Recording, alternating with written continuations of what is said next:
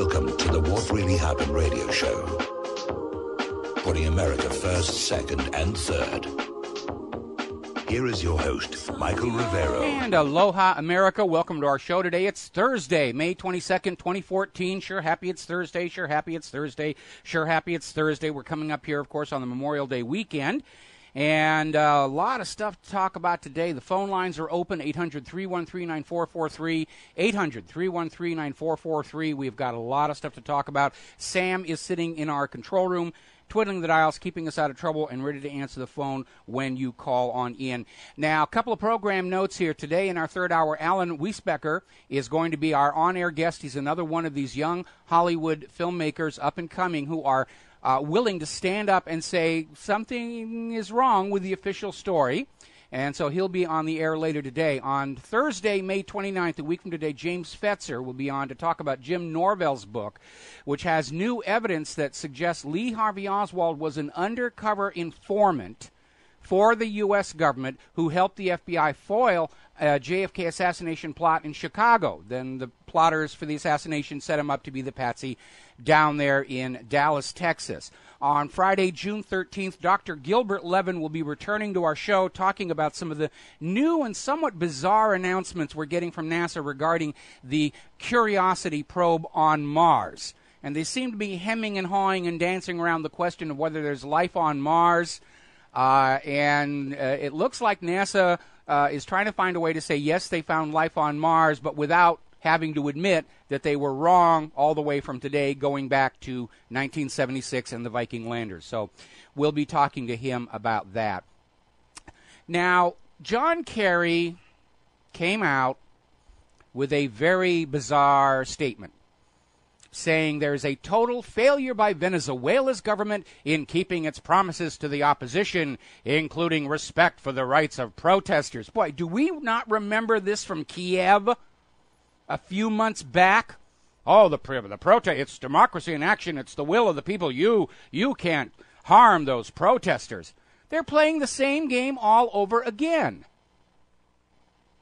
Rights of the protesters. And protesters do have rights, but these are not genuine protesters. There's an article in globalresearch.ca about the terrorism that's been going on in Venezuela that is part of the opposition's campaign to oust the government by force.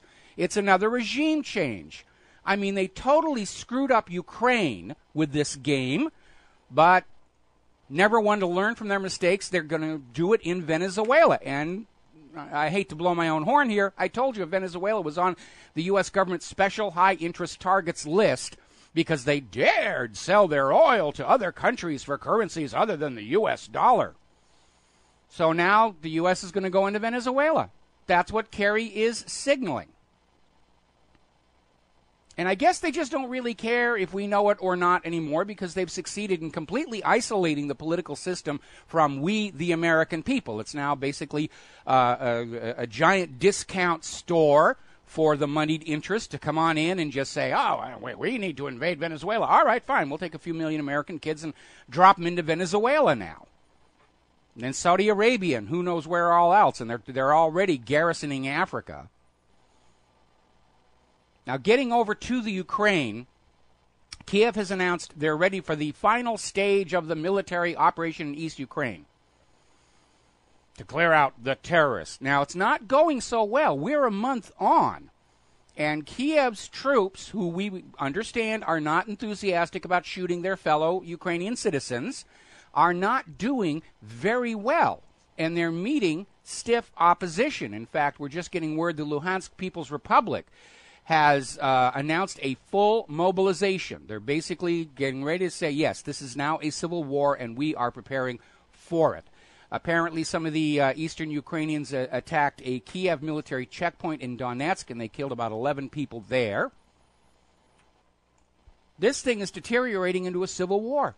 Thousands and thousands of people are going to die because the U.S. government and the European Union didn't want Ukraine to go do business with Russia.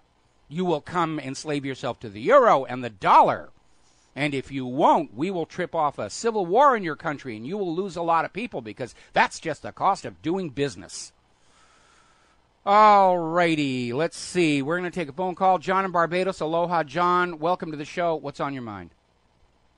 Well, this is Ukraine, Michael. Aloha, by the way. Mm-hmm. Yes, can you remember me mentioning a few weeks ago about Greystone? Yes. Well, there was an article published, prompting from me, of course, in The Nation, and it's gone all the way to the Prime Minister. Questions are being asked. I don't think they'll last very long in Barbados. It's illegal to operate a mercenary army from Barbados. But anyway, how do we know they are Greystone in Ukraine? Well, there were several of these men killed and captured. 13 killed, and I believe a similar number captured.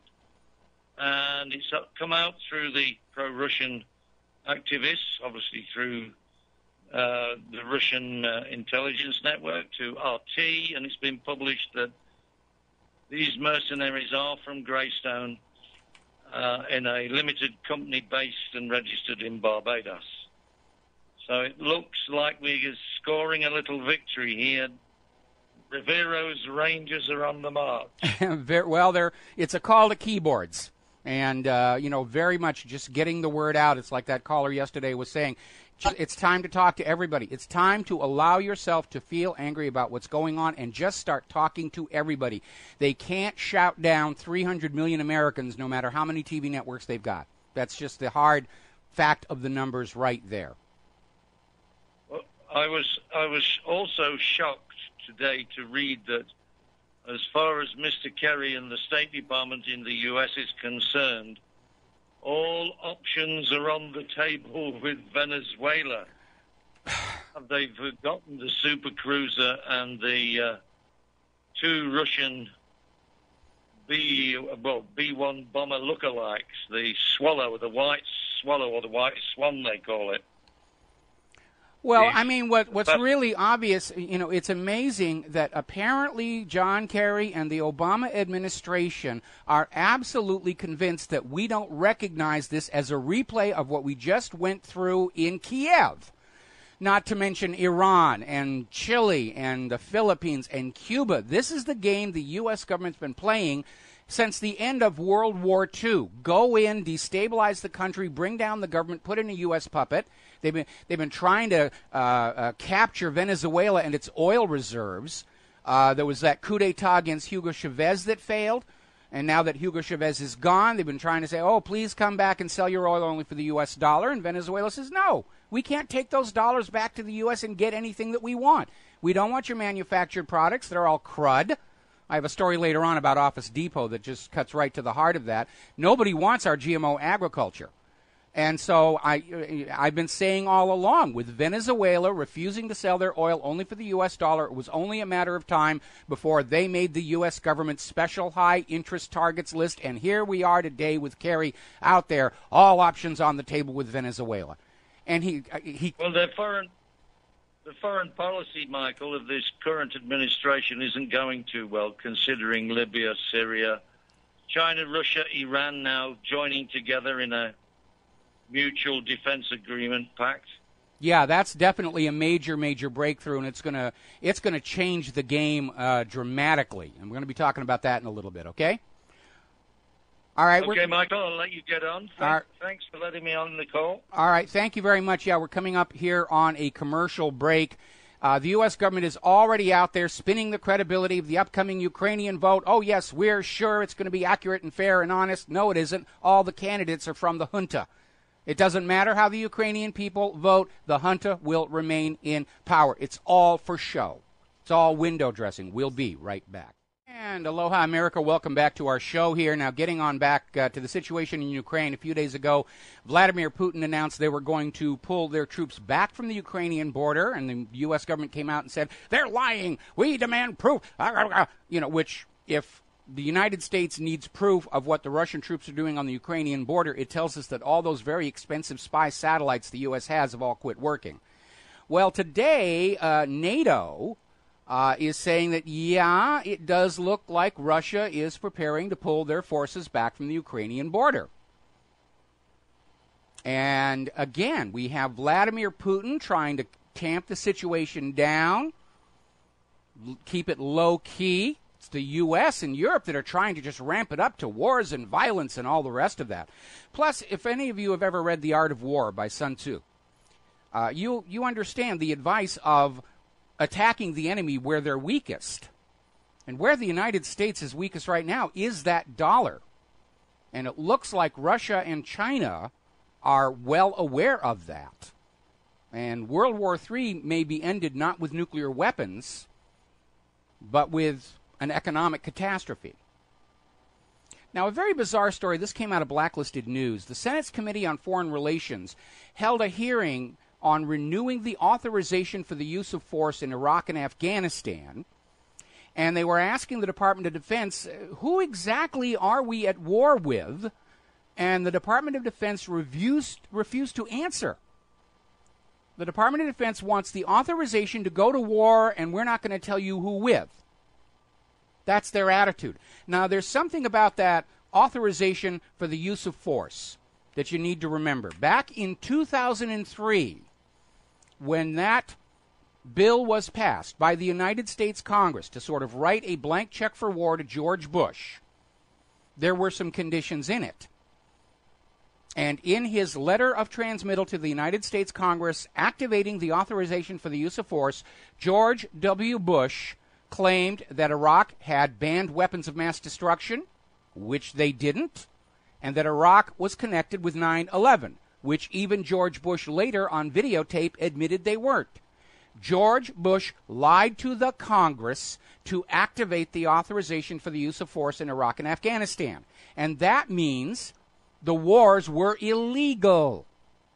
By virtue of those lies, the conditions in the authorization for the use of force were not, in fact, met.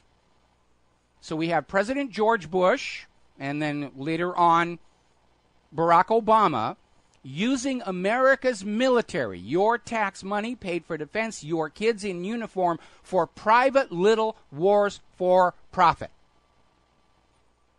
Now, when they catch a member of the Congress using government planes for private personal purposes, they make the congressman pay back the money. So I think at the very least we ought to be sending the entire bill for the wars in Iraq and Afghanistan to George W. Bush and say, you have to replace this money in the U.S. Treasury. Now, I know it sounds like a lot of money, but the Bush family's rather wealthy, I understand. But again, lie after lie after lie after lie after lie. Speaking of lies, down in the nation of Chad, I guess that's where Florida gets all their dangling chads for those rigged elections.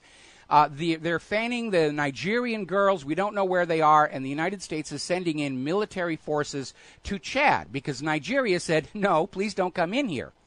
And so the U.S. government is saying, all right, well, we're going to go into the neighboring country, and we're going to fly overhead and look for the Nigerian girls without the Nigerian government's permission. Now, the reality is, as of right now, the United States military is on the ground in the following African nations. Mali, remember all the gold? They need to replace what's missing from the Bank of France and the New York Federal Reserve. Burkina Faso, Niger, Chad, Nigeria, the Central African Republic, South Sudan, the Democratic Republic of Congo, Uganda, Kenya, Somalia, Ethiopia, and Djibouti. The United States military has already garrisoned that belt across the middle of Africa.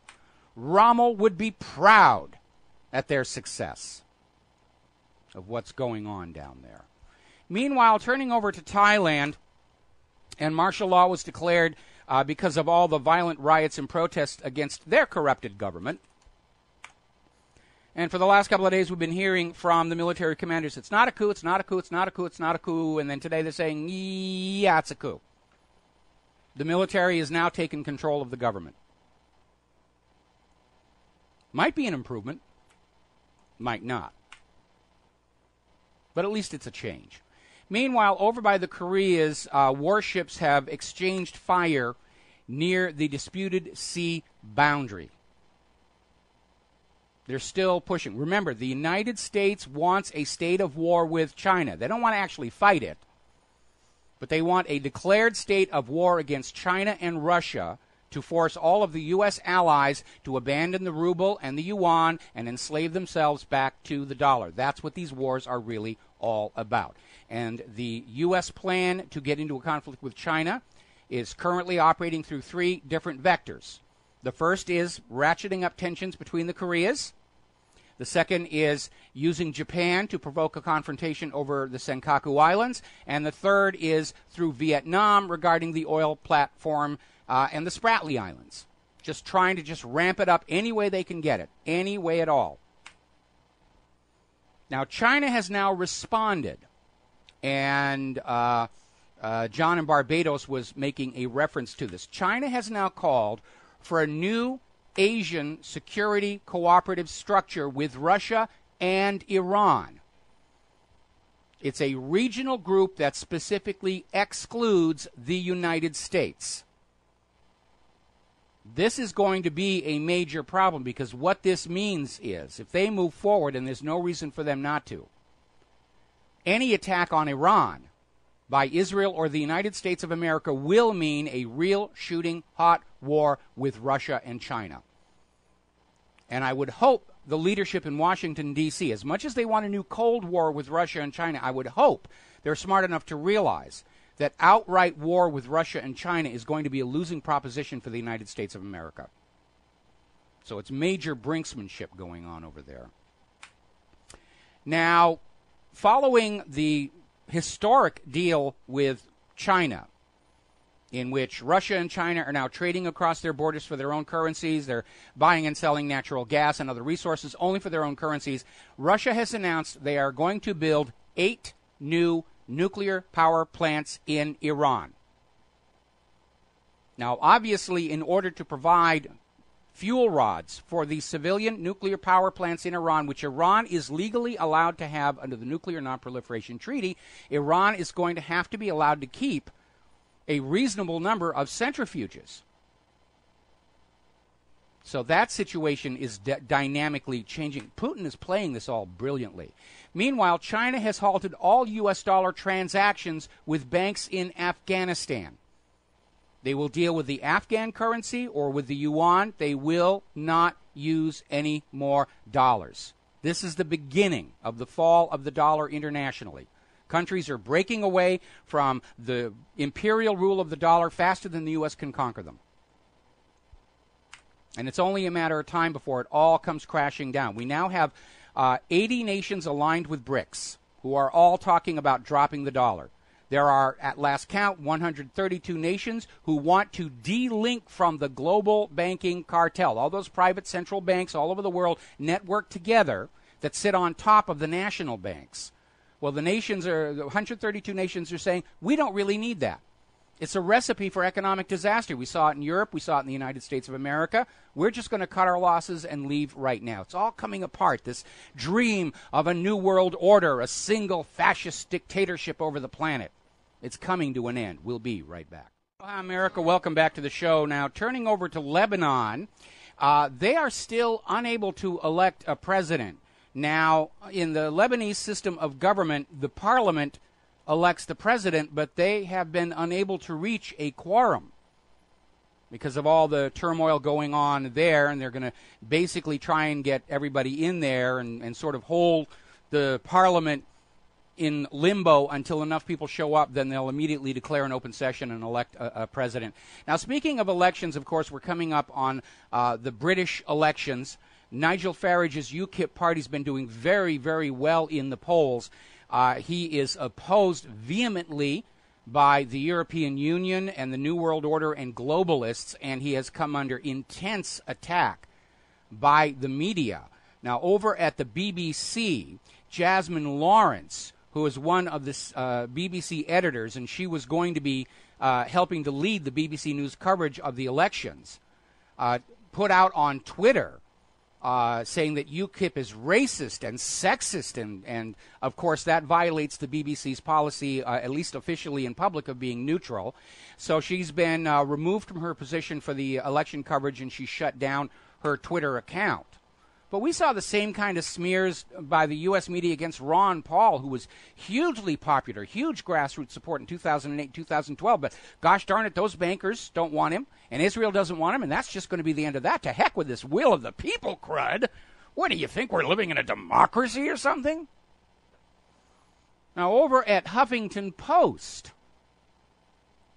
Asa Bennett made the claim that UKIP's attention to who owns the corporate media is an act of anti-Semitism.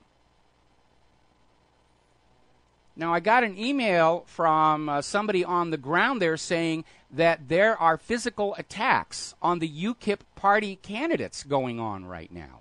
They are absolutely adamant not to let Nigel Farage and his UKIP party grab any power because their agenda and the reason they are so popular is they want to enforce immigration regulation on Great Britain, close all those open doors and barriers, and they're seriously they want to de-link from the European Union before it drags them down into poverty. Now, as we know, we're coming up soon on the Pope's visit to Israel. I'm very, very concerned about him being used for some kind of a false flag terror stunt to anger all the world's Christians against the Muslims. And there's another reason to be concerned because the Vatican just announced today that while he is in Israel, the Pope will demand a sovereign, independent Palestine, which is not going to make him any friends in the Israeli government. So, Pope, if you're listening, you keep those Kevlar vestments on, and I really wish you would take a Pope-mobile with you because there's a lot of people in that part of the world that are not going to like you when you're out there talking about a sovereign, independent Palestine. And you could be very useful for somebody to try and revive the war agenda against the Muslims, a new holy crusade. Meanwhile, also in Israel, the parents of Rachel Corrie are again mounting an appeal to Israel's Supreme Court over the murder of Rachel Corrie by bulldozer. And, of course, the Israeli courts continue to try and protect Israel and the government and saying the bulldozer driver was a complete accident. The driver couldn't see her. And yet we have photos from just seconds before she was run over that make it very, very clear that the bulldozer driver could and should have seen her. But we're looking at the aftermath of this shooting in Palestine, at just how blatantly and callously Israel lies. At first they said there was no live rounds in the area where these two Palestinian kids were shot down, and then they're coming back and say, well, they deserved it anyhow, they were suspected terror, and just all this stuff. Complete inability, unwillingness to admit when they have done something wrong. It's always somebody else's fault. It's the anti-Semites. It's the Gentiles. Remember when Bernie Madoff with the loot finally got popped for a $65 billion Ponzi scheme, and his wife was running around saying, oh, it's all the fault of the Gentiles. We didn't do anything wrong. We're supposed to take all the money. And it's the Gentiles' fault. It's the anti-Semites. It's the Jew haters. Absolutely crazy people. Now, we have been commenting over the last few days about this sudden surge of comments by leaders about how Americans need to trust the government, that you're wrong-headed if you don't trust the government, according to Obama. There was that lady over on MSNBC that was saying anybody who doubted the official story about anything was morally reprehensible. And there's this real big push by the government. They finally, I think, are confronting the reality that nobody in the United States takes their word for anything anymore. And a lot of backlash has been coming up against this article that came up in Newsweek, which was titled, "The Plots to Destroy America, Conspiracy Theories Are a Clear and Present Danger." So now they're trying to declare that anybody suggesting an alternative view of events is now a clear and present danger. In a way, they're right. Because when you have a government that survives through lies, fraud, and deception, and you take away their ability to lie to the public with impunity, it is a clear and present danger to that government, but not to the nation. And they're out there hurling conspiracy theorists. They're trying to use it as a pejorative. But at this late stage, It's not going to work because too many of the observations and allegations made by the independent media over the last 20 years have turned out to be absolutely correct. Like the failure of global warming, the fact that Saddam didn't have any nuclear weapons. So this is a really kind of, I smell fear inside the Beltway of Washington, D.C., and inside Wall Street. The lies and illusions they carefully constructed over the last century are falling apart rapidly, and they don't have anything else to replace them. So there's this plaintive, please go back to trusting us, please go back to trusting us. And it's got one of two possible interpretations. The first and most obvious is they're still trying to bolster their illusion of governmental infallibility on the United States people and the people of planet Earth. That I don't think is going to work. Or they may, in fact, be reckless enough to try a new false flag, and they're trying to somehow bolster their credibility ahead of that fact, which would explain why my mailbox continues to be filled with all kinds of kooky stuff that they're trying to, damage the reputation of the independent media with. Like the caller yesterday with the chemtrails, part of Cass Sunstein's cognitive infiltration. I mean, the U.S. government is spending your tax dollars to come out and play dirty tricks on the independent media. I dare anybody to show me where in the Constitution the federal government's allowed to do that. I mean, it's bad enough if they're spending their own money to come out and play dirty tricks on the independent media. But they're spending your money. They're not going to use their own money. They're supposed to keep their own money. They're going to use your money to lie to you. That's what it's for. That's what you're there for. Very critical article over at Aletho News about Noam Chomsky and the willful ignorance of 9/11, where Noam Chomsky is still out there pushing the Kool-Aid that there's really no evidence of anything strange or unusual about the collapse of World Trade Center Building 7. And he's out there saying, only a couple of people take that seriously. I mean, how silly can you be? And it's very obvious there's something weird about Building 7. Remember, earlier in the week, they were trying to put out this trial balloon about how the World Trade Center buildings were intentionally designed to come straight down into their footprint in the event anything happened. That they got laughed off the podium with that one. But Noam Chomsky is out there continuing to protect Israel and all of its myths and legends at all costs. And by the way, in June, we're going to have Norman Finkelstein on our show. He just confirmed today. We haven't set a date because he's off and about on his travels, but we're going to have Norman Finkelstein on our show as well.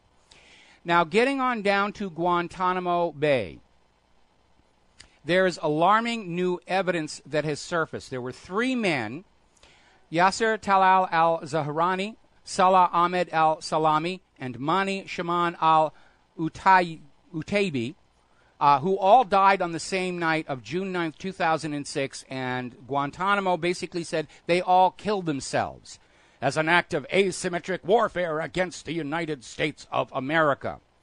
Well, apparently, newly released pages from the Naval Criminal Investigation Service are pointing to a different explanation. These three men were tortured to death by the United States government. And now you know why, even though 1/3 of those prisoners have been cleared for release by the military tribunal, Obama won't let them go because of what they know about what the U.S. did. We'll be right back. Aloha, America. Welcome back to the show. So I want to go back to what we were talking about before the commercial break. 3 men died on the same night at Guantanamo. The official story proclaimed to all was they all committed suicide as an act of asymmetric warfare against the United States of America. And now evidence has surfaced from their own internal documents. These men were tortured to death. And it was not unique. We know that the United States was torturing Iraqis to death in Abu Ghraib to find weapons of mass destruction that turned out not to exist. For all you Franz Kafka fans out there. This is something Americans have to confront. The U.S. government tortures people to death. The U.S. government tortures people to death. I would compare the United States government to the Nazis here, but then I get all that nasty email from the Nazis saying their feelings are being hurt. Let's see. Coming back in here, Fox News is giving a lot of play to this debate over the commercial ventures at the 9/11 Museum. Nonsense. They're promoting the museum. They're using this controversy to get people to line up and go to the museum and be indoctrinated to the official story of 9/11 and pay no attention to Building 7 and Cutter charges. And the Secret Service just standing there doing nothing while Bush reads about pet goats. You will go to the museum. You will be indoctrinated. There'll probably be 9/11 museums in every city in America soon, right next door to those Holocaust museums. And you will believe as you're told to believe. We're going to grab some phone calls here. Dustin in New Jersey. Aloha. Welcome to the show. What's on your mind? Hi, Mike. About Belgium. Do you ever hear of a company called Euroclear? No, can't say as I have. Yeah, that's the clearinghouse where that treasuries are supposed to be going through. Oh, is that part of the Bank of International Settlements? Yep, and it's also a company called Clearstream. I've heard of them. Luxembourg in Europe. I've heard of them. Oh, well, yes. you know who is a founder of Euroclear is J.P. Morgan. Okay.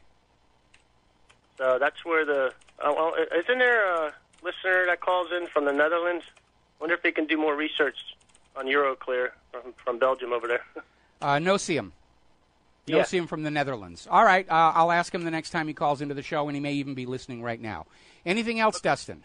This is going to be way off subject. It's about, did you ever see the documentary on the Titanic where the theory is it was switched with the Olympic? I have, and it's a load of nonsense because the two ships were not identical. As they worked with the three designs, they made improvements to the blueprints between the ships here. The Titanic, down on B deck, had a whole array of these sort of trendy-themed restaurants, and because of that, the portholes were spaced irregularly. Well, on the Olympic, they got rid of most of those restaurants because they weren't doing all that well, and they just put more cabins in there, and the portholes are spaced regularly. The promenade deck was enclosed only partly on the Titanic and completely on the Olympic. There's a bunch of other differences as well. This is just more of these nonsensical things that get put out there by the government onto the Internet to make us look like we're silly kind of kooks here. So thank you very much for the phone call. We're going to switch over to Dan in South Carolina. Aloha, Dan. Welcome to the show. What's on your mind? Hey, Michael, aloha. Just a couple of footnotes of what you and John in Barbados were talking about. The actual headline in the Nation News down there today was War Link. And they did seem to make big store out of this connection with the Barbados and the mercenaries of Blackwater, Greystone Academy, whatever. Footnote number 2, the first official act of India's Prime Minister, his name is, I don't know if I can pronounce it or not, Narendra Modi. His first official act was to schedule talks with Pakistan. Yeah, well, he invited the Prime Minister of Pakistan to his swearing in. I mean, in diplomacy, that was a major honor, and it does signal that the new government of India wants to seek closer relations with Pakistan. That's going to be a threat to the U.S. agenda, which is trying to basically co-opt Pakistan right now and doesn't need Pakistan and India to become all buddy-buddy again. Oh, that was going to be my point. And the next question is now, where does Afghanistan fit into all this? I'll bet you we'll be hearing about that pretty soon. Well, the U.S. is trying to find a reason to go back into Afghanistan because most of Afghanistan is not under the control of the puppet regime. Same situation that they have in Libya. But the U.S. is facing a major problem. How do they sell to the American people a need to re-invade a nation they invaded and conquered only a few years ago? Americans really aren't going to go for that one. Well, so I'll be very interested to see what happens next. Thanks very much, Michael. All right, you got it. Thanks an awful lot. Now then, interesting story just came in, and this is in the Daily Mail. Apparently, Germany's highest court has declared it has the right to prosecute a 95-year-old American man who has been accused of being a notorious Nazi commander. They don't actually know it, but hey, it's an excuse to wag Nazis at you again. And every time they start wagging Nazis at us, it means Israel's about to do something really, really nasty. The guy's 95. You might not even survive the trip over there. What is Israel going to do when they run out of real living Nazis? I mean, it was the middle of the last century, and there's hardly any of them. What are they going to do? Start going after the children? This is the son of a notorious Nazi, and we have to punish him for the crimes. You know, they've run out the clock on this wagging the Nazis and Hitler and everything at us. And it is all over the cable channels right now. Now, somebody sent me this very alarming ad out of Craigslist. And apparently a U.S. government contractor is seeking role players for a mock simulated disaster in Atlanta scheduled to take place June 27th, 28th, and 29th. Now, this is of concern because of all the simulated drills that seem to be taking place just when a real event happens. We know that FEMA was on the ground in New York the night before 9/11 for a drill. There was a simulated mass hijacking drill going on during 9/11, which is why nobody knew which were the real hijacked planes and which weren't. We know that during the London 7/7 tube bombing, there was a drill practicing a tube bombing going on at the same time. We know at the Boston Marathon, there was a disaster drill taking place at the same time the real bomb supposedly went off. And by the way, earlier today we were seeing this statement from the U.S. government that they've now determined that the highly sophisticated bombs deployed at Boston, the Tsarnaev brothers couldn't have created them without outside help. They've been wagging Al-Qaeda at us all week long as well. So, again, Washington, D.C.'s philosophy seems to be, if at first you don't succeed, lie again. And if we make it big enough and bloody enough, people will just accept it and go along with it. I don't think so. Very alarming story coming out of Russia today. Apparently, last summer, there was a drill in which simulated terrorists took over a nuclear weapon silo on Malmstrom Air Force Base in Montana. And then they were supposed to recapture it and secure the nuclear weapon. And they were unable to do so.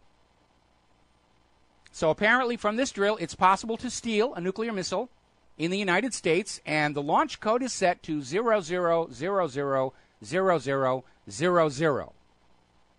What could possibly go wrong? And remember, for all this talk about Iran's nuclear bombs and Iraq's nuclear bombs and all the rest of it, in all of human history, one and only one nation has actually used a nuclear weapon of mass destruction against the civilians of another country. And that nation who committed that horrible act is the United States of America. TSA is ordering more ammo, 24 million rounds of what is called .357 SIG ammo. This is a specialized round. It's basically a 40 caliber case neck down to take a 9mm bullet. These are hollow points. They are hypervelocity rounds. They are not suitable for target practice. The government is spending your money to prepare to murder you for complaining about how the government spends your money. That's what's going on. All right, we've got to take a break for our top of the hour blurb, and we will be right back. And aloha, America. Welcome back to the show, hour number 2 here. And I'm looking at confirmation of the email I got. UKIP candidate stabbed by labor supporters.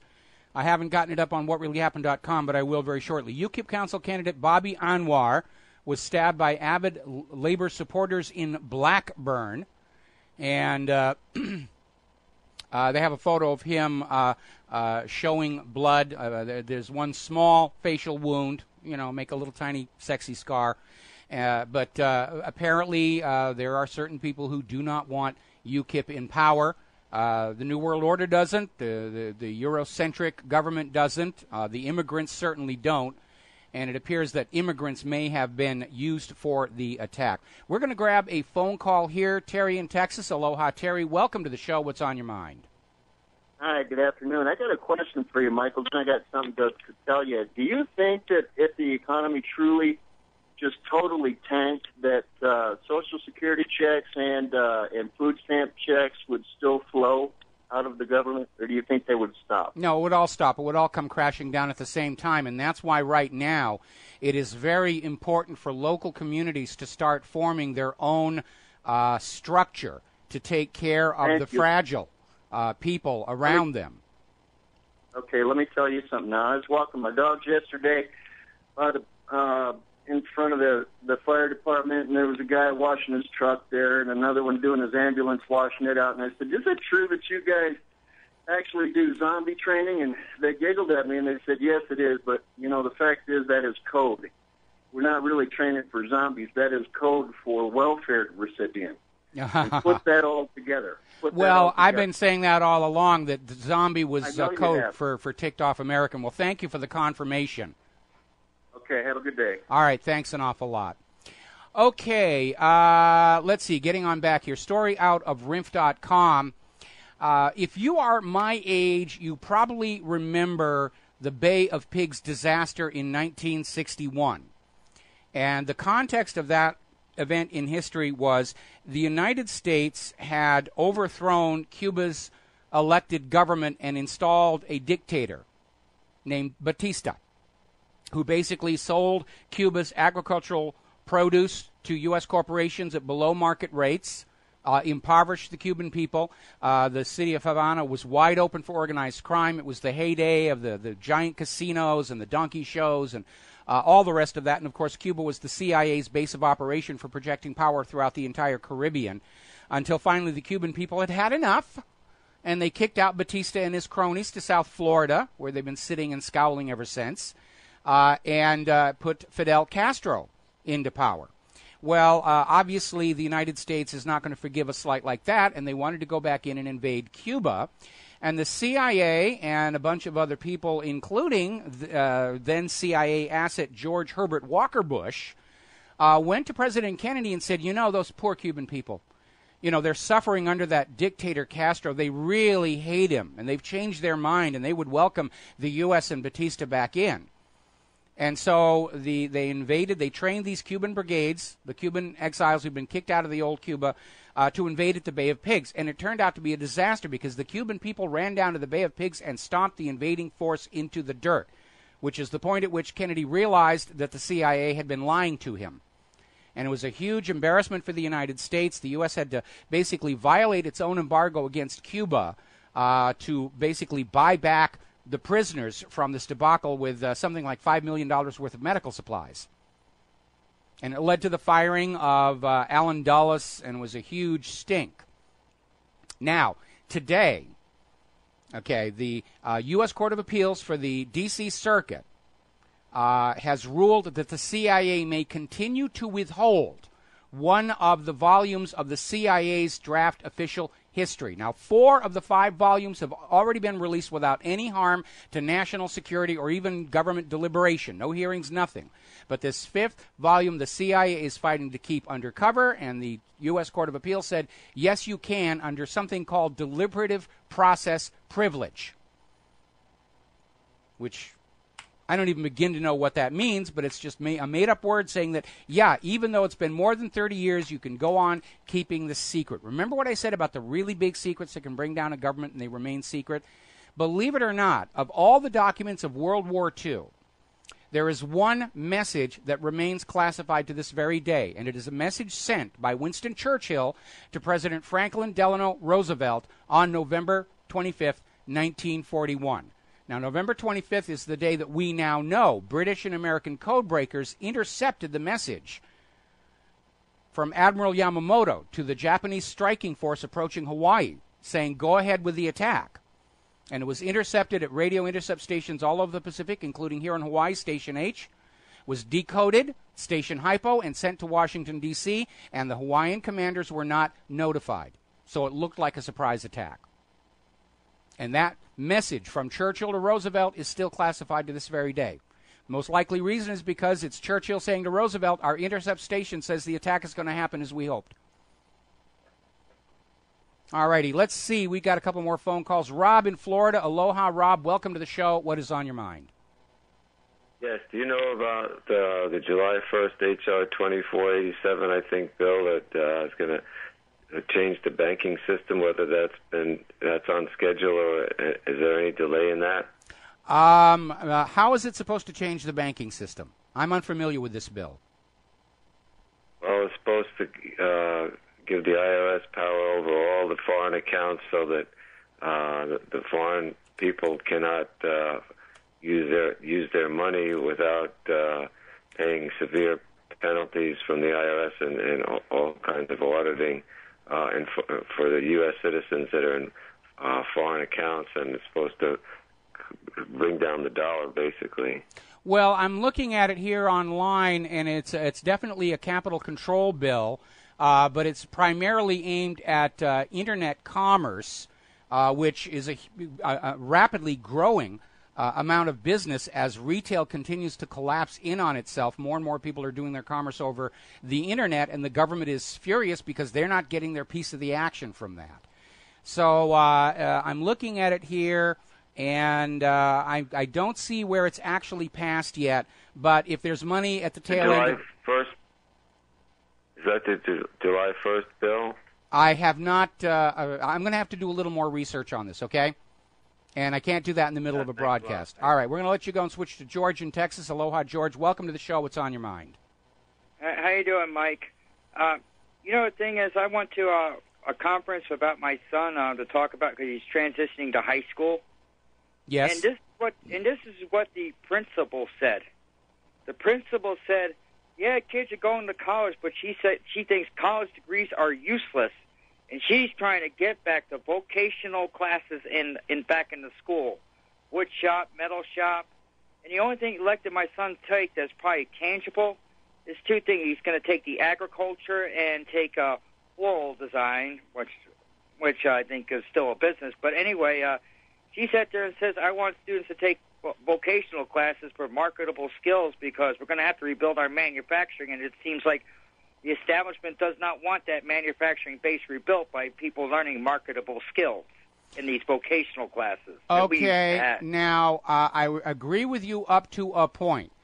For America to survive into the future, we do have to rebuild our manufacturing capability, and that means training our kids to think, to solve problems, to figure out how to make things work. Our current education system is all about indoctrination and believing as you're told to believe, especially looking at some of the Common Core stuff. It is a deliberate dumbing down. So I would say that probably the government would like to rebuild manufacturing. They just can't figure out how to do that without creating a class of young people that are going to see through all the lies, fraud, and deception. And that's kind of the rock and hard place problem.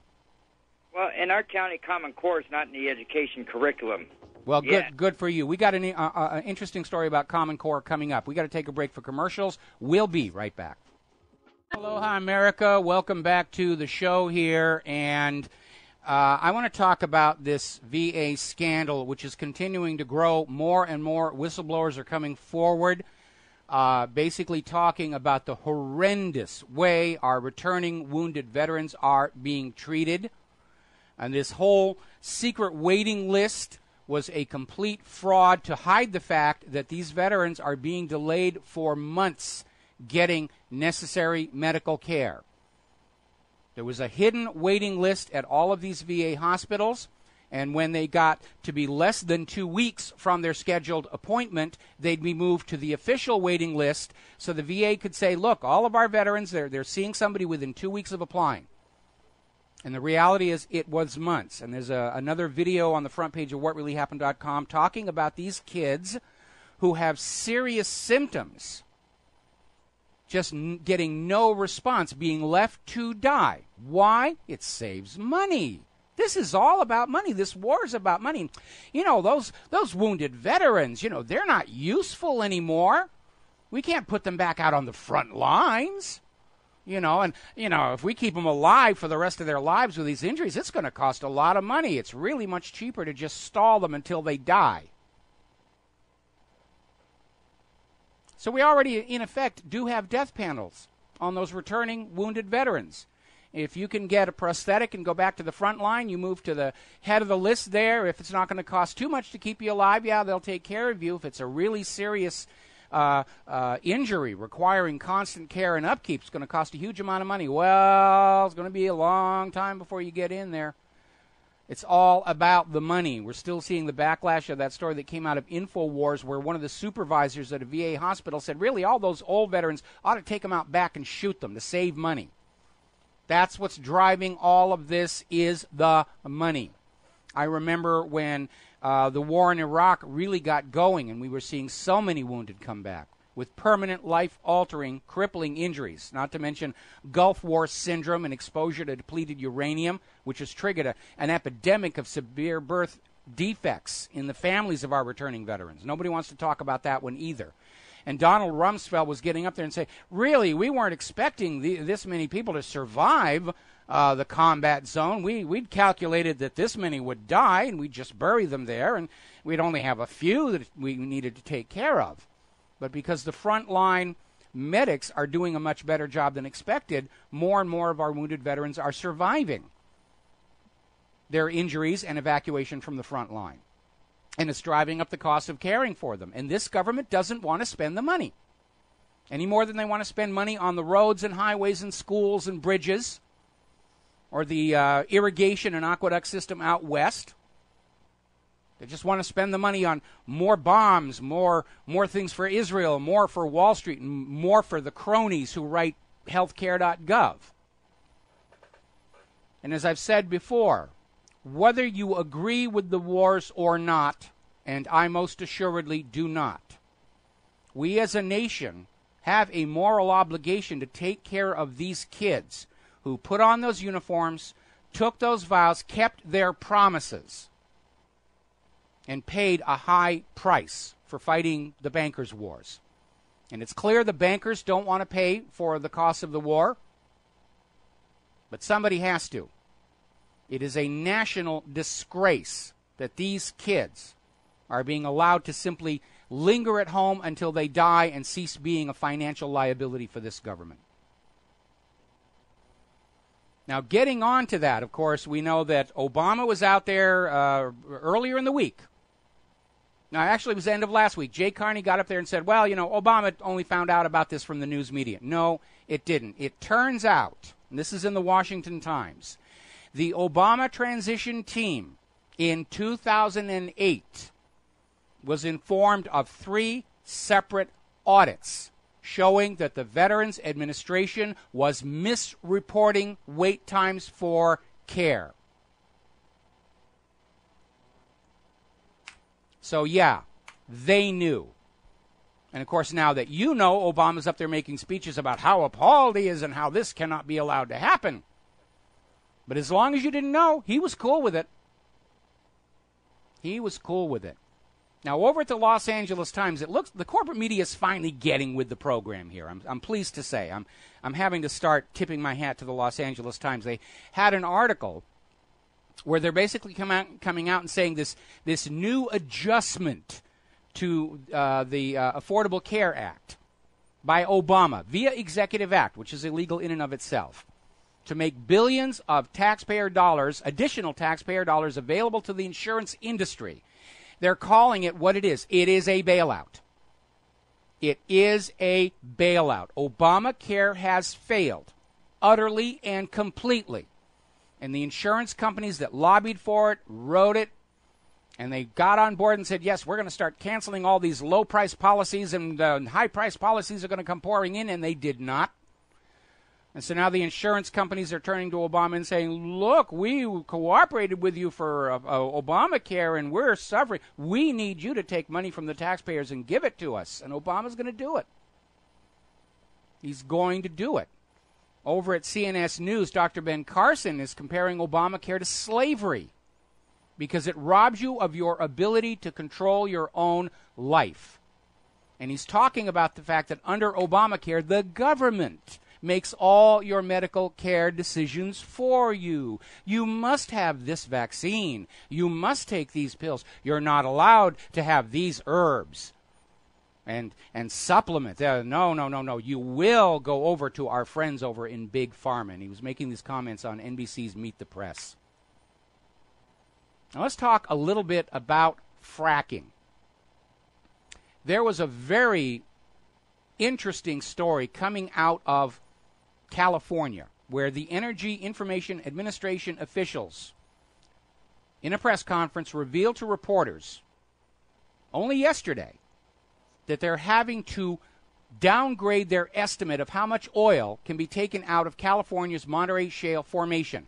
They reduced the estimate by 96%. That means after all the drilling, all the fracking, all the toxic chemicals pumped into our water supply, all the methane bursting into flames out of our faucets, they're just now admitting they're only going to get 4% of what they originally claimed was down there. Now, across the entire nation, they're now writing down the estimate of how much shale oil and gas there is by 2/3. Now, the U.S. government went along with fracking. They shouted down all the people who objected to it. The courts just continuously ruled for the fracking companies, because it was necessary. We must have this oil and gas to cover the shortfalls from the coming war. And the government basically forced us to accept all this fracking because of that bonanza of oil and gas that was down there. And now they're having to admit it isn't really there. It isn't there.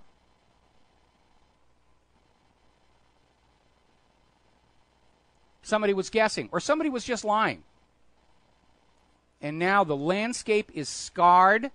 Lakes and streams and ponds are now devoid of fish because of methane leakages. We're having an escalation in earthquakes across the entire country, including the one that damaged the Washington Monument that seemed to be triggered in these fracking areas. And now we find out that the pot of gold isn't at the end of that particular rainbow after all. We're going to have to take a break for some commercials. We got a caller waiting on the line. We'll be back after these words from our sponsors. Aloha, America. Welcome back to the show. We got a caller waiting on the line. Alan in Chicago. Aloha, Alan. Welcome to the show. What's on your mind today? Aloha, Mike. How are you today? I'm doing fine. I have a quick question for you, and correct me if I'm wrong. Do you have an idea how long has the Veterans Administration been operating? Is it since World War I or II? Somewhere around there? Somewhere around there. I don't know the actual history, but the issue is how they're behaving today, right now. Correct. And the reason I ask that is today's age where the hospitals are hurting for money, why are we still running an agency when they seem to outsource everything else? They mentioned that there's about 8 million veterans right now in the VA system. Now, I can't see that every one of them is using multiple thousands or hundreds of thousands of dollars. Why can't they just have a card like people that have Medicare and go to hospitals and go there? Well, I think part of the issue is the VA is being handled as the model for an eventual single-payer system. And the reality is that Obamacare will eventually be operated very much like the VA. And if we look at how the government-managed health care is for the veterans, we realize we cannot allow government-managed health care for we the people. Those aren't doctors in Congress, with the exception of Ron Paul, who's no longer there. They don't really know anything about these things they're legislating. They're just there for wealth and privilege and power and selling out to corporations, and they don't really understand what they're talking about. And Michael Crichton pointed out in one of the last interviews he gave before he passed away of the extreme danger of having a technologically advanced civilization under the political control of leaders who had no grasp of science or technology at all, from which we get back to this disaster with fracking that we're talking about. Well, Mike, what scares me is that you have bureaucrats making decisions, medical decisions for people's lives, and what is the budget for the Pentagon? Is it like $800 billion a year? It's something like that, plus there's the black budget that we're not supposed to know about, which may, in fact, actually be more. Well, I'm just asking a question here because I do know that they put a 2.7% capital gains tax in to help fund Obamacare. Now, why couldn't they do something similar, like on a 0.1% or 1% of the Pentagon budget to go into help the returning veterans? Well, see, here's the thing. The Pentagon and the VA are getting so much money, but it's a question of where do they prefer to spend it. And as we move further into this war agenda, we've got John Kerry talking about going into Venezuela now. They're trying to control costs, and they control costs by basically shortchanging the people that aren't useful anymore. And those veterans who've been wounded and crippled in combat aren't useful to the war machine anymore. They're considered liabilities, and they're being treated just like it. How do you think this is going to shake out, Michael? Because I'm a veteran myself, and I think this is disgusting. How they're treating the people. I am hoping it will enrage not only the veterans but ordinary Americans, the family of serving military. Just absolutely, and again, it gets back to that point. Whether you agree with these wars or not, these kids have to be taken care of. There is an implied contract between the U.S. government and those soldiers that when they go over there and serve these wars of conquest and invasion, and they are crippled, that the government is going to take care of them. That's a promise the government made by the sheer existence of the Veterans Administration, and now we're finding out that they're not keeping that promise, that these kids are being waiting 6 months for a primary care appointment, and they're simply being sent home with some pills in a wheelchair and left to simply die. Well, Michael, I really appreciate you keeping on top of this because, the poor Vietnam-era guys got spit on by the people, but now they're really just being let out to slaughter by the government, and that's disgusting. It really is. It absolutely is. And thank you so much, Mike. You're welcome, Alan. And, every week when Claire and I were involved in these 2 food programs here, and one's at an elementary school, but the other one that we do see so many veterans who've come back and they're homeless. There are no jobs for them. Many of them are still psychologically scarred. They're hooked on these prescription antidepressants. They really can't function. The government is going to spend all kinds of money to train your kids to go out and be killers on demand, give them all these very expensive weapons, some of which may actually work when needed. But when those kids come back home, the government doesn't want to spend any money on them to bring them back and reintegrate them into society. It doesn't get them what they want, which is more conquest. Well, Mike, if I could just say one last thing. Michelle Obama wants the hashtag bring back our girls. I'd like the hashtag save our veterans. That's a good one. That's a good one. It needs to be out there. And I am glad that people took that Michelle Obama photo and lampooned it the way they did, because they're trying to make this big deal about these kidnapped Nigerian girls to justify more intervention into Africa.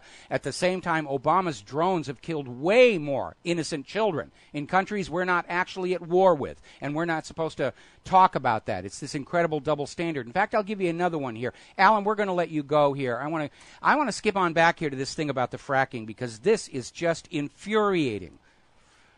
I mean, Obama is already coming out there with his new climate assessment and global warming. You must pay a carbon tax, and it's a horrible thing to the earth here. Well, look what they did to the earth with fracking. They took these toxic chemicals, many of them toxic waste products from industry they couldn't get anywhere else, and they pumped it down into the water supply where it will remain. There's no way to get it back. It's a one-way process. And nobody talks about that damage to the environment and what a threat that is to human life. Oh, no, pay no attention to the fracking toxic chemicals and the exploding plumbing in the house. It's carbon dioxide's the villain. You will pay taxes for carbon dioxide. I mean, I'm sorry, carbon dioxide is not a major problem when you compare it to Fukushima radiation, the Gulf of Mexico oil disaster, and all of this fracking all across the country. Those are real threats to our health and well-being. But as long as they're making money, they're okay. Only now we're finding out fracking isn't going to be the bonanza they thought it would be. The treasure isn't down there. After all this fracking and pumping and cracking, they're not getting anything back out. It was all a guess. It's not working, and they just did all across the country. You would have thought common sense would be that they'd put down an experimental fracking well way out in the desert where nobody's living. Pump down so much chemicals, pump up so much oil and gas, and say, okay, this is our expected rate of return. But for this disaster in California, where they're now saying they're only going to get 4% of what they thought might be down there, it's another major policy failure. And we are looking at a government that deliberately chose to poison the land, poison the groundwater, drive families from their home, because they thought they were going to get new oil and gas with which to fight the war, and it didn't happen. Article over at Global Research, the new water barons. The Wall Street mega banks are buying up the world's water and trying to privatize it. Remember that CEO of Nestle came out with that statement that water is not a basic human right and it must be commoditized. In other words, privatized and sold for profit. That's their attitude. They want you totally dependent on the corporations for everything you need to live. Your food, now your water. Soon it'll be the air. Sorry, you didn't pay your air bill this month. We're going to have to tape over your mouth and nose. This is right out of that James Bond movie, The Quantum of Solace. We don't care about the oil. We want that control of that water. And it's an ongoing agenda because we have seen in a lot of states in the United States, especially Oregon, where it is now illegal for you to harvest water on your own land. If the rain is coming down and you put out a rain barrel to harvest the water, you will be in trouble. If you want water, you go down to that supermarket and you buy it in that plastic bottle. Going to take another phone call. Steve in Ontario. Aloha, Steve. Welcome to the show. What's on your mind? Well, I don't watch a lot of network television, but once in a while I'll turn on NCIS with Mark Harmon. Pretty interesting, enjoyable show. And not this past week's episode, I think it was 1 or 2 weeks ago, they dedicated the entire show to the treatment of veterans. And, man, they really blew me away with how truthful and factual they were. Whoever wrote it, like it's done by R. Kelly, is the producer of the show. Man, they nailed it. Like, they were talking about how many veterans are homeless, and they talked about the suicides. But the real interesting twist at the end of the show, it turns out that the one facility that this one veteran was going to was actually harvesting the organs from the veterans that died. And I just thought that it's never really been anything talked about. Do we know that's not happening? I mean, do we know that?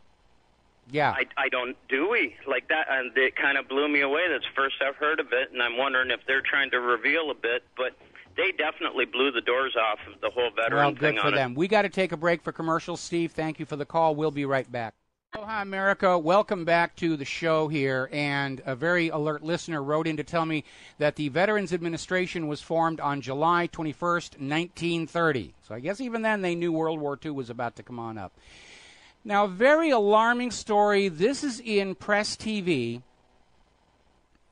And the story basically is, it revolves around an incident in 2008 where CIA agent Roland Carnaby was pulled over for a routine traffic stop and then killed. Now, under U.S. law, you cannot detain a CIA agent under any circumstances. They can carry weapons anywhere they want to go.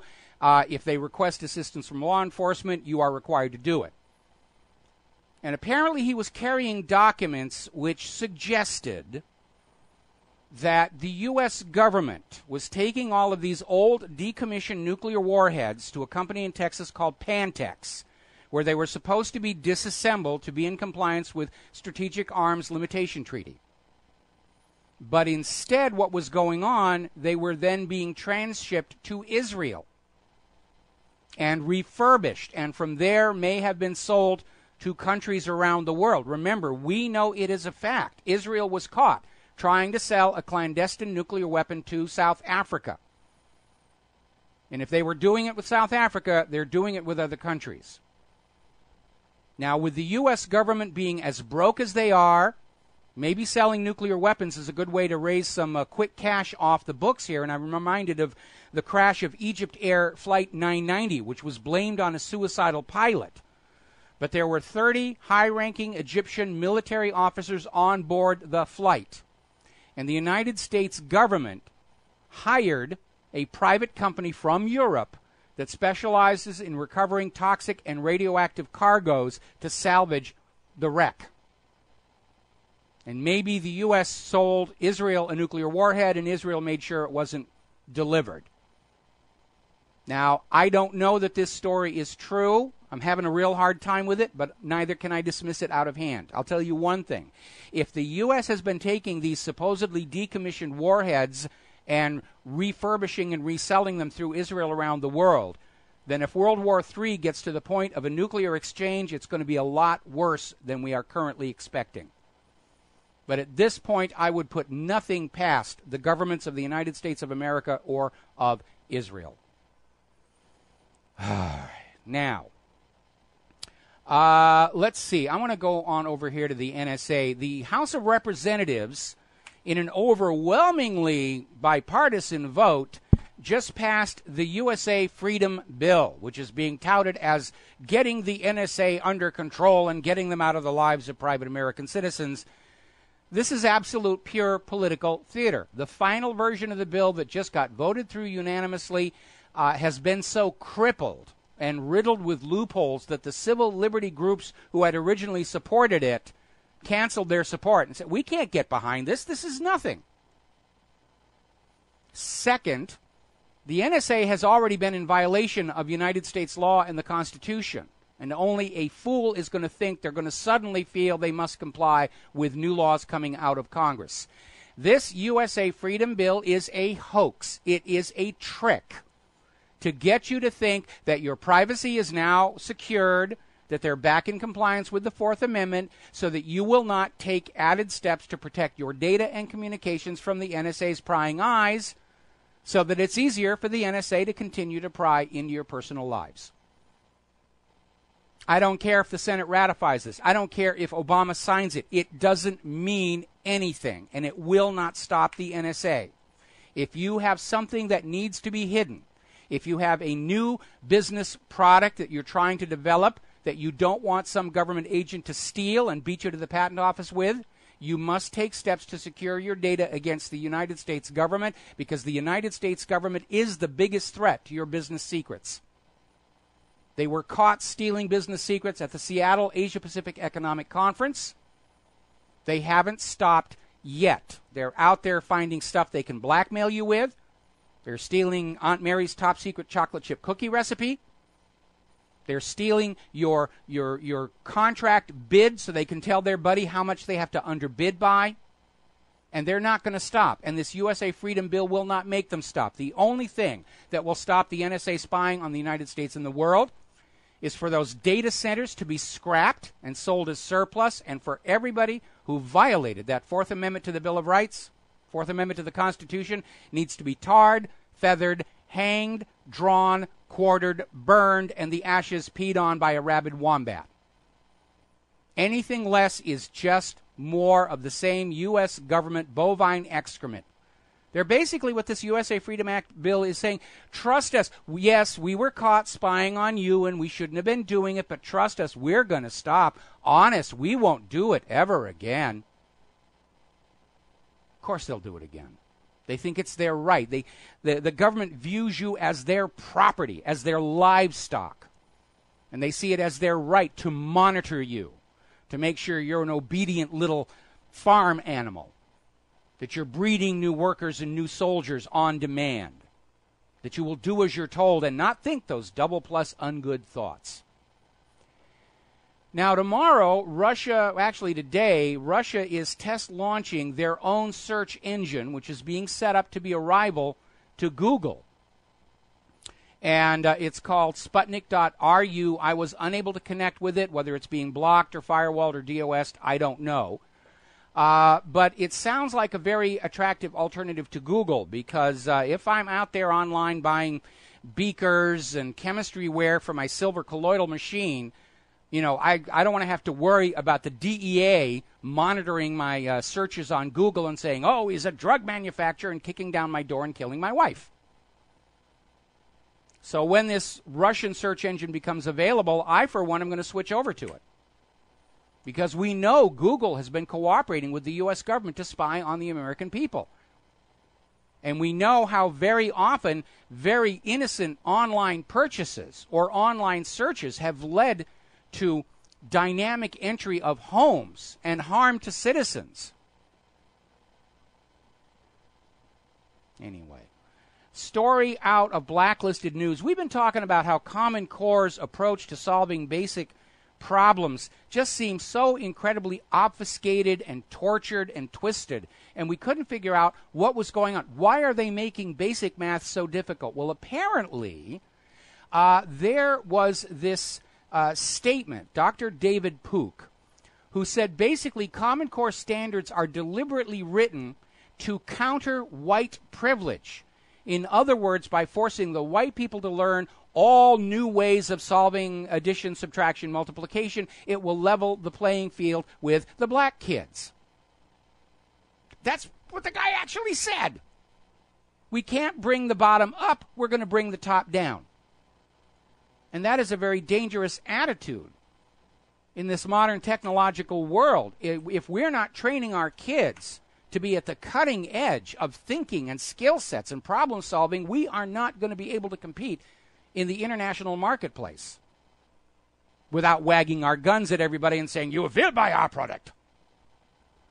Sears is now going to close 80 stores. They're struggling. It's the retail Mageddon. Continues. And what's going on is really very simple. So much money has been looted from we, the American people. We can't go down to Sears and buy anything anymore. You know, we're making do with stuff. We're keeping stuff longer. We're learning how to sew and mend our clothing as they tear. We're not buying little decorator tchotchkes anymore. And we're seeing it. Walmart's crumbling. Sears is closing 80 stores. The economy is falling apart. Now, before that whole 2008 meltdown, consumer spending was 60% of the United States economy, and that is now collapsing. And that remaining 40% of financial services and military weapon construction can't hold up the nation as a whole. This is the beginning of the collapse. When retail goes, the whole system is going to go. We've got to take a break for our top of the hour break. We'll be back with Alan Weisbecker. I hope I get that right, after these few words. And aloha, America. Welcome back to the show, hour number 3. And joining us on the Skype connection right now is Alan Weisbecker. I hope I'm pronouncing that correctly. Please feel free to correct me on that. And thank you for spending time with us today. Well, thanks for having me on. It's Weisbecker, but everybody does that, so it's no big deal. Well, okay, Weisbecker. All right, and I apologize. I grovel before you. Why don't you tell our listeners a little bit about yourself and what it is that you do? All right.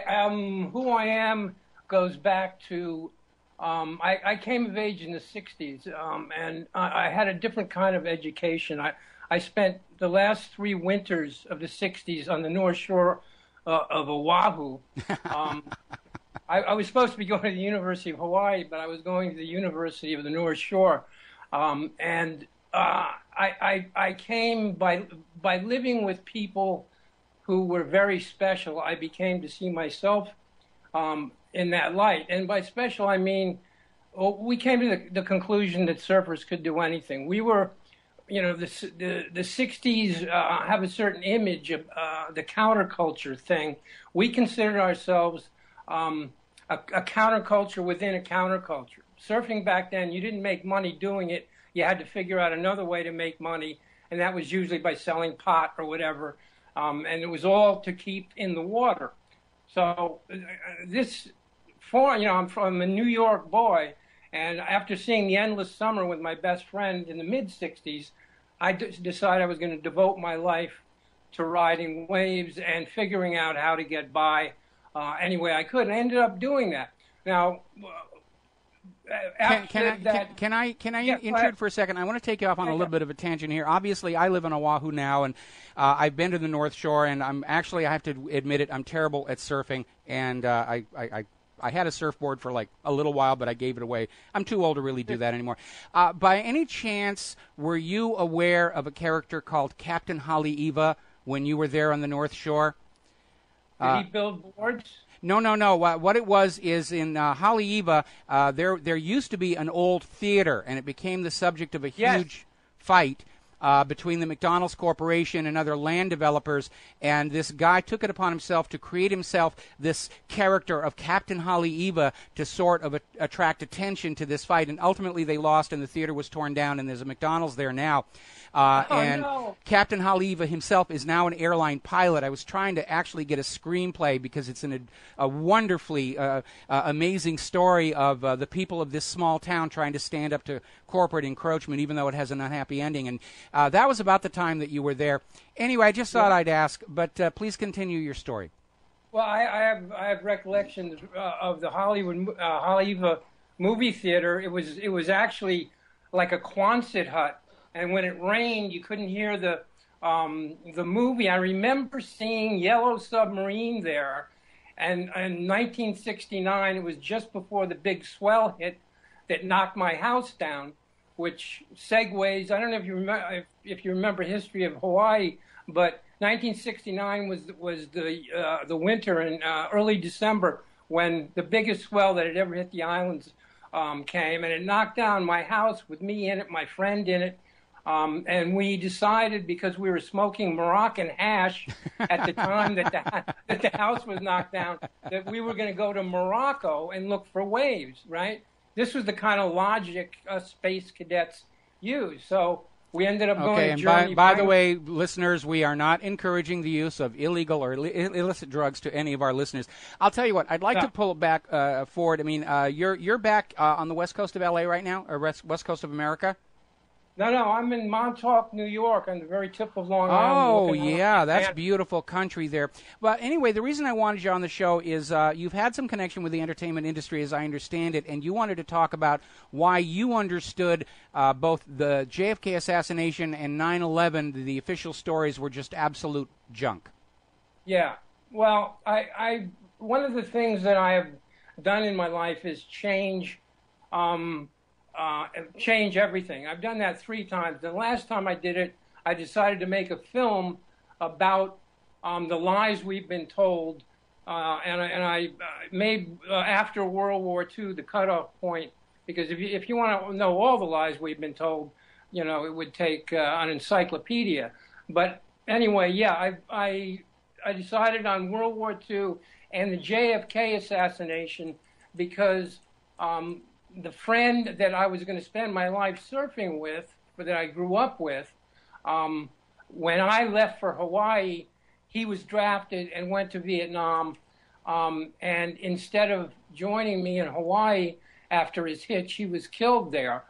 And on my last road trip, I've done 3 road trips, written books about, or made movies about all of them. My goal was to find out why my friend wasn't with me anymore. And that I came to that after due diligence. You know, I believe, like you do, in really researching and critical thinking in terms of finding out what really happened, because what really happened is really important as opposed to what we were told happened. And the conclusion I came to was the one event that I could point to, not just that I could point to it, but that it was a big event, and that we were lied to, was the JFK assassination, and how that led directly to my friend, instead of being with me like right now, talking to you and being on this last road trip that I did, why he died. And the connection, to me, one of the premises that, one of the conclusions I come to through the research that I did and speaking to people on the road, was that the way the world is now is a direct result. There are many turning points, but one of the major ones that people talk about, but they don't really, I think, understand how important it was the assassination, and the fact that they got away with it, and the fact that that was a turning point also in the media. Dan Rather says television news as we know it was born the day President Kennedy was killed, and he's right. Certainly his career took off then. You know, because Dan Rather was the one who told everybody the presidents had rocketed forward, and he went immediately from small town station right to network level, shortly thereafter. Right. But to me, the whole media complex was a part of the problem. Yes, Dan Rather specifically was. I use Dan Rather in the film a lot because of what you said. He was there, and he did so much reporting. And I zero in on him and a couple others in showing the lies they told.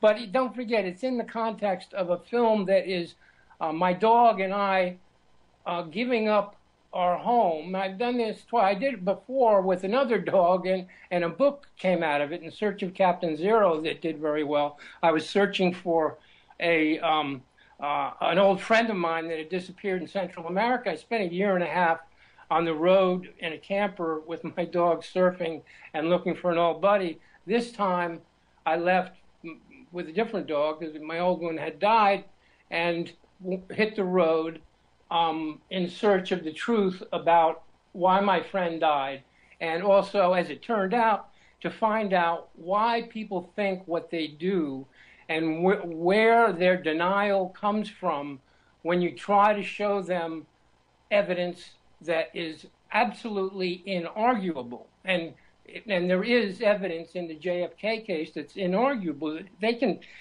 tell, you hear, oh, we'll never know the truth, and conspiracy theorists are this and that. But the truth is, there are a couple of things that, if you zero in on them, like the autopsy photograph being faked, that's the piece of evidence that I zero in on. Alan, we got to take. It's not arguable. Alan, we got to take a break for commercials. We're going to be gone for about 3 minutes. We'll be back with Alan Weisbecker after Wiesbecker. I keep blowing that. Weisbecker. After these few words. Okay. Aloha. Welcome back to our show, and we're talking with Alan, and I still keep forgetting the correct way to pronounce it, Wiesbecker. Good enough. Good enough. Close enough for country and western. I apologize for that. I was up middle of the night on a radio interview, and I'm a little fluffy brain right now. Listening to you, looking at the video that you sent over of the movie you're working on, I think you're living a life that a lot of people wish they had the courage to do, which was to simply drop everything, disconnect from home, work, throw everything in a camper and a truck, and just go roaming across the face of the world. And there is a decided romantic aura to your adventures. Certainly your interaction with the dog, I can identify with that. I had a wonderful dog that sort of helped me deal with the collapse of my first marriage. But getting back to this issue, a lot of people... First of all, these days, pretty much everybody understands there was a conspiracy to kill John F. Kennedy. The government, the corporate media, and Dan Rather did lie to cover it up. We live in an age where Americans are finally waking up and realizing that the government lying to them is not a sometimes, maybe occasional offense. It is an ongoing fire hose of bovine excrement that is used to control us and dominate us. And I think what you're dealing with when you're talking to people is that we all like to imagine ourselves as decent, upstanding, moral people who would have the courage to live the life of a hero and stand up to corruption. But the reality is when we start finding out that, yes, indeed, the government is corrupt and the corporations are behaving in a very bad way, you have to face that choice. Am I going to do something about it, which does carry risks to yourself and your family and your livelihood and your well-being, or are you going to just stay silent and become complicit and an accessory after the fact to all these war crimes the government's committing? A lot of people don't want to have to face that choice, and so they gratefully accept the propaganda and say, okay, this is the real world, and I'm still a good person and I would still stand up against government corruption. I just don't see a reason to have to do it right now. And I, went along with the Kool-Aid when Kennedy was assassinated, and I have always had the instincts of an archivist. I saved all the magazines, and I kept them, and I looked at them. But it wasn't until Jim Garrison did his trial of CIA agent Clay Shaw that I really went back and I actually looked at all those magazines I saved. And I remember looking at that photo taken by James Altkins on the motorcade route, the moment when Kennedy grabs his throat. And there in the doorway of the book depository at ground level is Lee Harvey Oswald. And I learned a very important lesson that day to never, ever, ever trust anything the corporate media or the government is telling me. And going back through the magazine, I saw so many obvious fakes and frauds that had been invisible to me before. Yeah, well, no, you hit it on the nose there. What I do in the film, because I didn't want it to be a film about proving that we were lied to and that it was really a CIA or national security state operation. That's a better way of putting it. So I zeroed in on one thing that they can't argue about because it's all their own evidence. Now, I don't know if you remember, I'm sure you'll remember this, but there's a photograph of Kennedy on the slab with his staring up and his eyes open, right? You remember? You've seen yes, that. I remember that. It's at my website. Right. Okay, yeah. You look at that, and then you just look at the X-ray that they have in the archives as the official X-ray, and the X-ray shows his forehead blown out. Period. That's the end of that. That's their evidence. You don't even have to go to witnesses to know that they're lying. Now, that's something that you can see, and what I do in the film is just overlay them. But the striking thing about my film is I show this to people, and they're doing exactly what you were just talking about. They're not seeing it. It's like putting something in front of the face of a mannequin. And the reason of, and they're literally calling me crazy. This is about the Kennedy assassination. Now, I'm not talking about 9/11 yet, even. Mm-hmm. And what it turned out that my film is about is the denial and how that denial works, and it's what you're talking about. I assume. I mean, I can't get in the minds of everyone, but when someone is confronted with something like the assassination of, what in essence was a coup d'etat in this country, when they're confronted with that, they subconsciously know that if they accept the truth, they have to do something about it or they're not a good person. So the easiest way to live with that is to point at the person who brings it up, which was me in this case, and say there's something wrong with him. And that's what happened to me time after time while I'm traveling through Mexico with my pup and the only solace I got was from wave riding.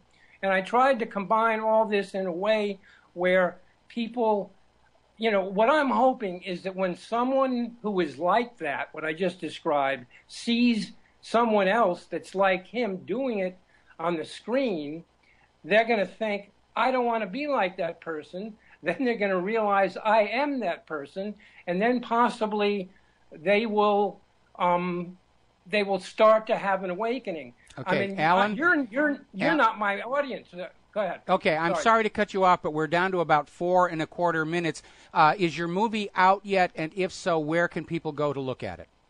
Well, that's the good news. I've decided, even though I spent 6 years making this and most of my savings, it's on my website, and if any of your listeners go there, they can see it free. All they have to do is send me an email, and I bounce them back the YouTube unlisted URL. It doesn't cost a cent. I just think that it's not asking too much that they make the commitment to just send me an email. All right, then what's your email? What's your email address? It's not the important thing is my website, banditobooks.com. That's Bandito with a T, banditobooks.com. And they go there. They can see the first 7 minutes of it to start with. Is right on there. It's not a trailer. I don't believe in trailers. You can make anything look good. I show the first 7 minutes of the launching of my road trip and asking the question that is answered during the movie, which is there something wrong with me or is it the rest of the world? And then my dog and I take off with our surfboards in our pickup truck south, and our adventures begin. And I have to tell you, if you look on the page, I'm not bragging, I'm just stating a fact. It's got 100 thumbs up to 2 thumbs down so far, and it's hard to find that on YouTube. So there's nothing to lose by people going to look. They want to donate to me, that's fine, but I'm not asking for that. I just want people to see it. I have this urge to communicate the kinds of things you do every day, and this is my chance to do what you do every day. And I'm working on part 2 of the film, which will go much deeper into the rabbit hole. I tried to make a film that would get to 9/11 and the things that you talk about most on your show, but I found that there were so many lies that the best I could do to make a good, well-rhythmed movie was to go, okay, let's get to the first big turning point, which is killing JFK. And part two, which I'm working on now, is going to bring us up to 9/11 and to now. And I'm going to do it on the road. I'm leaving on another road trip next month. I'll be traveling all across the country. All right, Alan, I can definitely see the influence of Endless Summer on your film work. I'm posting a link to your website from my website. Thank you for spending time with us today. We have to take a commercial break, and we'll be right back. Hi, America. Welcome back to our show here, and we're winding up on the last half hour of our program today. And Alan was kind of fun, and he sort of reminds me about a lot of the characters that we did see back in the 60s, where a lot more people were a little more carefree, and because they weren't aware what was really going on behind the scenes. And I know there's an old joke. If you remember the 60s, you weren't really there. But I remember back in the 60s, and all these bad things were going on, riots, assassinations, the war in Vietnam. But we always had that one thing we could look to with pride, and that was the nation's space program. It was the thing that we could feel really good about. And I remember this story that followed the flight of Apollo 8, where because the lunar module was behind schedule, they decided to just send Apollo 8 around the moon. And it was the last flight of the year. In fact, they spent Christmas by the moon, and there was that the biblical reading from lunar orbit, and they were sent this telegram from somebody who said, "You saved the year," because there was nothing else we Americans could really feel good about. And I miss the days where America was number one in space, and we were just out there on the forefront of all this stuff. All right, let's get back to the economic news here. Over in Britain right now, more than 500,000 British subjects are facing foreclosure and repossession. Their economy is not doing very well. Of course, they have a private central bank. Now, it was nationalized, but now they're tangled up with the European Central Bank, which is another private central bank, and that is the inevitable result of private central banking. The people get poor, the bankers get rich. It is designed that way. Now, there was a very bizarre article that I saw over at Investment Watch blog. There's an increasing likelihood a recession has begun. And I think it's a follow-on to where we had the GDP numbers that came out after the first quarter of the year, and they claimed that the economy had grown by 0.1%, and that allowed the government to say that, no, we're not in a recession, because a recession is defined as 3 consecutive quarters of negative growth. And they came out and said, 0.1%, huzzah, huzzah, huzzah, and nobody really fell for that one. I think the reality is, behind all the government lies about the unemployment numbers and all the rigging of the markets and the rest of it, we are still in the economic depression that began in 2008. There has been no recovery. It's just something the government tries to tell you over and over again so you won't get upset at them. Yes, things are hard, but we're in a recovery. Things are getting better. The money junkies are doing great. They're making out like bandits, and I choose that word deliberately. But for Americans, ordinary working Americans, no, things are not getting better. There is no recovery. This collapse of the retail sector is a red warning flag that it's all coming apart. Story over at 12160. Apparently the New Jersey, and I should say that, Nevada, or I'm going to get nasty letters again. The New Jersey government has now grabbed an elderly man's home through eminent domain in order to build a casino. Now, eminent domain was originally about the government being able to acquire your land for public infrastructure, necessary roads, things like that.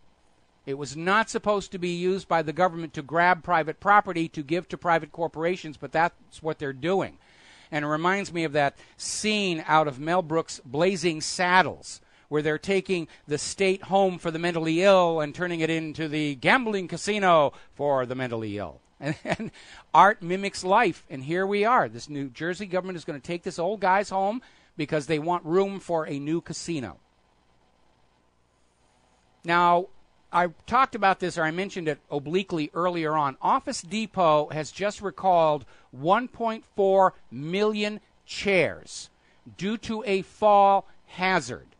Okay, these are specifically the Gibson leather task chair. And what it is the little plate on the bottom of the seat that goes into the hydraulic lifter is inadequately welded, and apparently a large number of them have just snapped off, which means the whole top of the chair falls over with the person sitting in it onto the floor, and some people have been injured. There have been 25 reports of contusions, abrasions, and other injuries. Now, as I was mentioning before the commercial break, back in the 1960s, we were the nation that put men on the moon, and today the United States can't even make a decent chair. Now, before you start ragging along with Phyllis Schlafly about this is just cheap crud coming in from China, Office Depot for a while was carrying their own domestically manufactured brand. And it did have problems, and now they're back to importing their chairs from countries that have not forgotten how to manufacture products. And remember, China can manufacture some really good things. They make the iPhone and the iPad and a bunch of other high-tech electronics that can't be made in the United States. But China will make whatever the importer wants them to make. If they want a quality product, they'll get a quality product. If the importer says, make the cheapest thing that you can for me so I get the most profit, the Chinese will say, okay, if that's what you want. And that's what they got. So if you are sitting on a Gibson leather task chair from Office Depot, it has to be taken back and replaced. Or you could find yourself on the floor. Now, yesterday we were talking about how eBay got hacked and the passwords, but we're being told the financial information was not compromised, but the passwords were.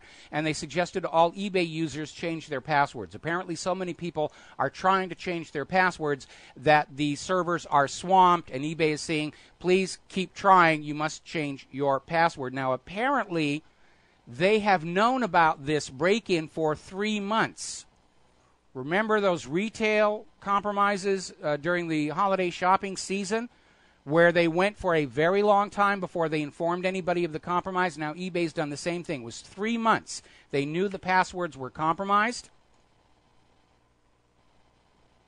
and only now are we finding out. So if you're looking through your eBay purchase history, and as the retail outlets close, more and more people are shopping online. We're going back to the model of the Sears catalog.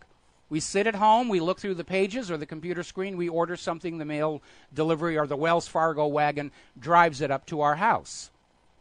But look through your eBay history and make sure that everything that's on there is something you yourself ordered, because if the passwords were compromised, people could log on in as you, charge it to some stolen credit card, say it's a gift and ship to this alternate address. All righty. Interesting little survey, and this came out at 12160. Americans are more afraid of being tortured by their own government, the U.S. government, than the Chinese are of their government. Americans are more worried about being tortured by their government than the Chinese, and for that matter, the Russians. And, well, they should be with this revelation that these 3 prisoners in Guantanamo that we were all told committed suicide as an act of asymmetric warfare were actually tortured to death. Another movie reference here, The Life of Brian, at the very end when Brian's on the cross and they send the Jewish suicide squad and they storm up the hill to the base of the cross and then they stab themselves to death. That's what they're telling us these 3 prisoners in Guantanamo did. Apparently there was a protest against police brutality in Salinas, California. 1 dead. Riot police responded and just clubbed the protesters into submission. Police excuse is, they were taunting us. They were saying bad words to us. Of course we had to kill them. Another video cop basically officer pulled a man over, told him to sit on the curb. The man didn't sit immediately. The officer attacked him with such force that he lost a testicle, was completely crushed, meaning the cop drove his knee into the guy's gonadal region.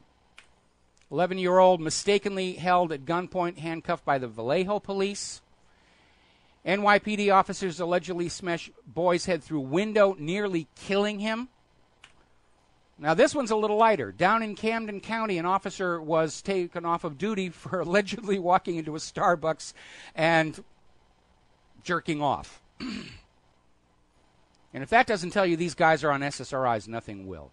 Apparently down in Brevard County, Florida, the Melbourne Police Department has managed to misplace one of their M16 rifles.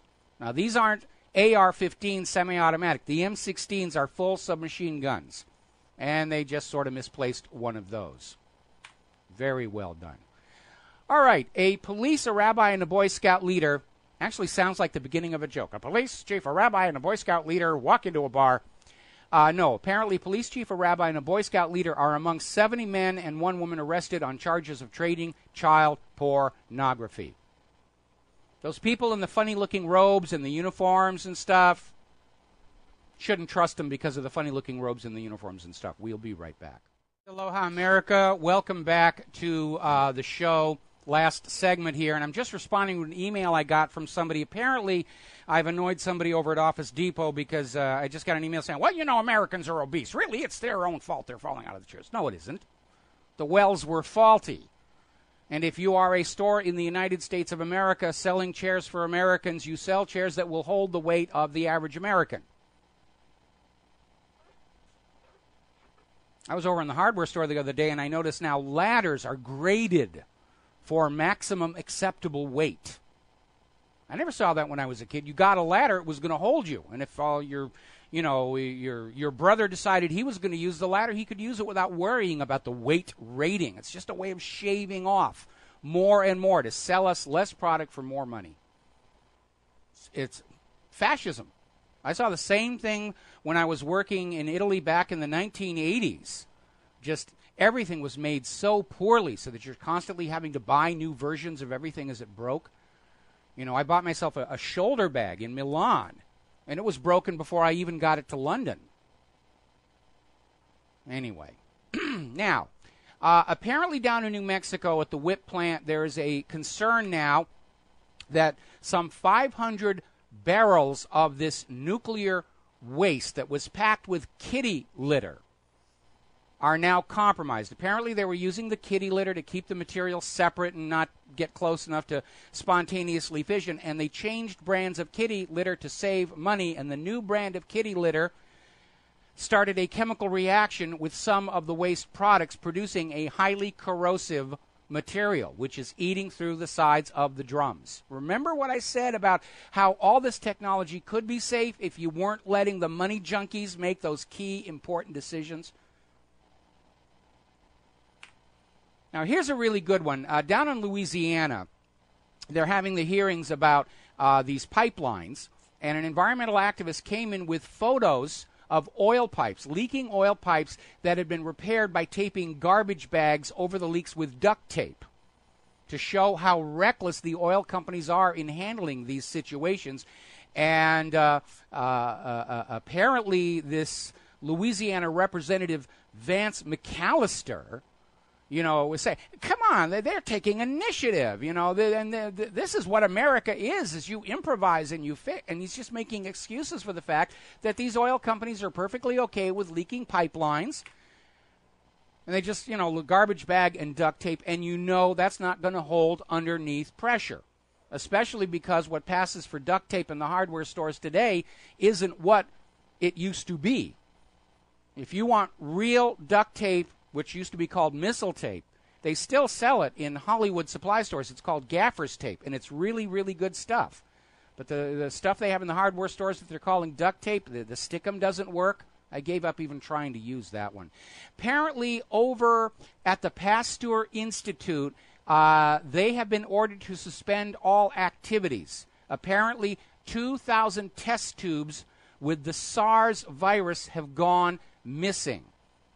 Now, the Pasteur Institute is out there saying that the tubes do not pose any infection risk until, of course, you drop one. Then it's a whole different story. But 2,000 test tubes of this very, very dangerous virus. Now, out in, I think this is California, Independent Living News, there is a new virus that is paralyzing victims in the state. It hasn't affected too many people. The symptoms seem to be similar to polio, but the hospital tests are not showing polio is present. So this is something completely new.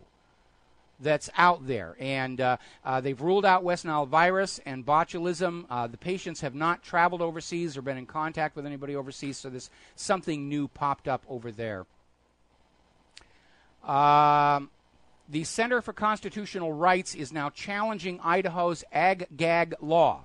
This is a law that makes it a crime in Idaho to report on misbehavior by the large agricultural corporations, whether it's the giant corporate farmers, GMO companies. If you blow the whistle on them, you will go to jail. This seems to be following the same model of that law that we saw where they're going to make it a prison sentence to reveal the content of those fracking chemicals that have been pumped down into the ground, and now we're finding out they're not going to get the oil and gas back they thought they were. Now, the Obama administration has finally responded to the fracking controversy by saying there will now be a federal regulation of fracking chemicals, probably to the same extent that they're regulating GMO. In other words, they're going to say, it's none of your business, trust us, we'll take care of you. But this thing about the fracking is just amazing. It's angering. WakingTimes.com has an article on the extreme levels of Roundup pesticide detected in food, glyphosate. And it is being found in processed foods. The processing is not removing the glyphosate. Monsanto basically came out and said the glyphosate, it's organic, it decomposes, the soil will be left clean, there's nothing left behind. Another complete, absolute lie. Another story, research report in naturalnews.com. They're reporting on another study on GMO, basically this one involving pigs. And this one's coming out of Denmark. There was this pig farmer who basically went over to Roundup Ready soybeans to feed his pigs. They all became sick. They lost their appetite, developed diarrhea, among other symptoms. And he said it all began when he fed them genetically modified soybeans treated with Roundup.